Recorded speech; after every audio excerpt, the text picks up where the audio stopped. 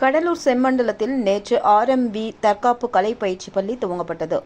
இங்கு தற்காப்பு கலை பயிற்சிகளான karate, silambam, Malcolm மற்றும் நாட்டுப்புற தற்காப்பு கலை பயிற்சிகள் நடத்தப்பட்டு வருகிறது. இதன் துவக்க விழாவிற்கு கராத்தே பயிற்சியாளர் முத்துக்குமரன் தலைமை தாங்கினார்.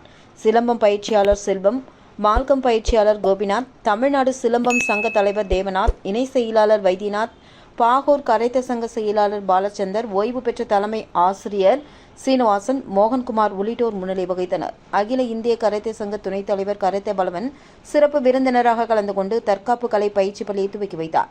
கௌரவ விருந்தினராக அகில இந்திய ஹோபிடோ பாக்சிங் சங்க தலைவர் நடராஜ் கலந்து கொண்டு வாழ்த்துரை வழங்கினார்.